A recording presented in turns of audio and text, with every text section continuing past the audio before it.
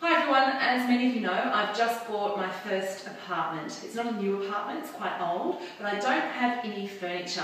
So I'm actually in a really great position where I'm able to transform my apartment and make it as clean, as sustainable, as safe and toxin-free as possible.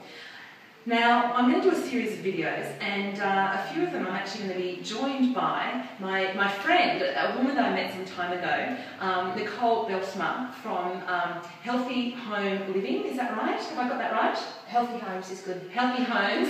And she's a building biologist. She's an expert on how to detox your home. Now, the first video I'm going to talk you through is how to detox your kitchen to make it safe. Now, when I moved in here, I was very, very nervous about my cooktop. I do a lot of cooking and I spend a lot of time in the kitchen. Now, welcome Nicole, thank you very, very much for this.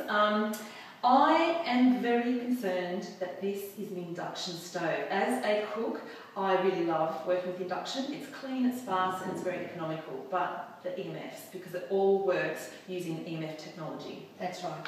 Now, the issue with induction cook stoves is that they can emit a high magnetic field. Yep. However, the good news is that if you create a bit of a distance between you and the stove top, that will reduce it by at least 90%. So if I stand back, just stand back, it's really not going to be an issue. No, so as long as you're keeping a distance of at least 30 centimetres or so, which would be, about just a little bit more than what you would do naturally, that will reduce the magnetic fields by at least 90%. Here I was thinking I'd have to convert my whole kitchen to gas. No. Gas, for people who are, creating a kitchen from scratch, yes. What do you think is the safest? If I was creating from scratch, gas or electric/induction? Yes, well, each type of stove has advantages and disadvantages. So with gas, because you need very good ventilation because of the fact that it's going to emit noxious gases, very small amounts. Okay. So you want to make sure the range hood has very good ventilation. How can we do that? Because that's the second thing I wanted to cover off is the ventilation. Yes. Main thing is to keep it clean. People tend to forget to actually clean the grill. And the second thing, of course, is to make sure that it's exhausted exteriorly, so it's not venting all that moisture into the roof cavity. I know you go on a lot about the ventilation, and I tend to overlook it, but you're saying it's really important, and my apartment's quite good because I've got lots of natural ventilation, which is a good thing, thank goodness.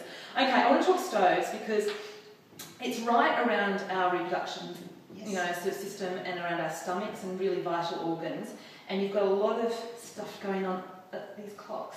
Yes, so dishwashers, stoves, anything that has a digital clock is likely to emit a high electric and magnetic field. Fridges as well. Fridges can as well. Yeah. The concern with this at bench height is that you're likely to stand right next to it, so that's an issue. Yeah. However, the good news in your case is that you've got Miele, and Miele and several types of European appliances actually have the motor at the back of the unit, so the magnetic field isn't an issue when you're standing in front of it. Okay, so people who are looking at buying a stove, and I don't recommend anyone buy things from scratch necessarily, because there's things that you can do to reduce the impact of some of these things that we're talking about. Of course, you can read Nicole's book to get the details.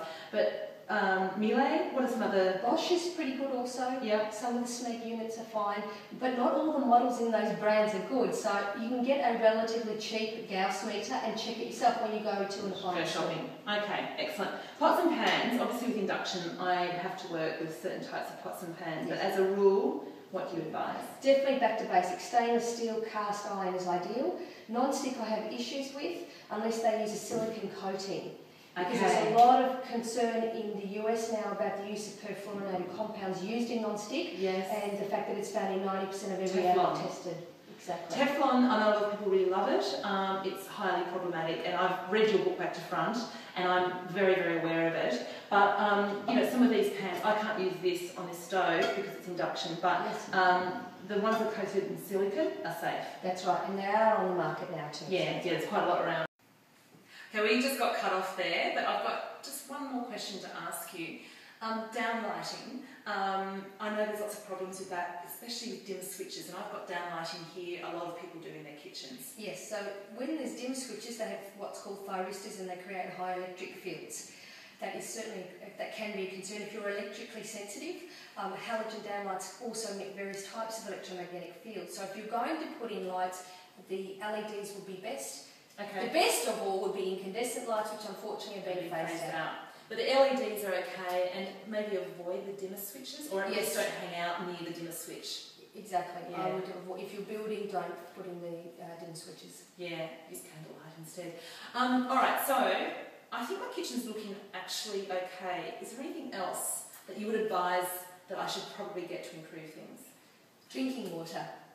Okay. Drinking water is a So big not one. anti-bottled water, so please don't tell me I've got to go and buy bottled water. No, definitely not. I'm anti-bottled water. The recycling, the wastage, even though most bottled water is recyclable, most of it ends up in landfills, and that's a real problem.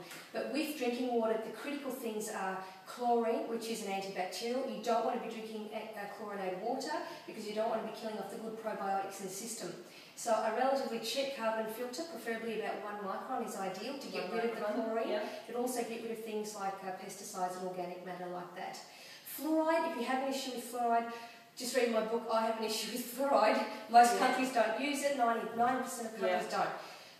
The only one that gets rid of that is reverse osmosis. So it has your water filter, and that's quite expensive, isn't it? It can be expensive, and the other disadvantage is that it has to be, the wastewater has to be flow, if there's a lot of wastewater, so it has to either go into your washing machine or something like that, which is going to be hard to do in a building like this. Okay, so the best option for me is one of those ones that attaches to the tap, or is it more of a... The more carbon the better, and not the granules, because the granules, the H2O molecules can get past it. Okay. You want a solid block carbon filter, preferably a 2 or 3 stage system, one with pre-sediment, which means we'll get rid of all the rust and everything out first, and therefore prolong the life of the carbon filters. Okay.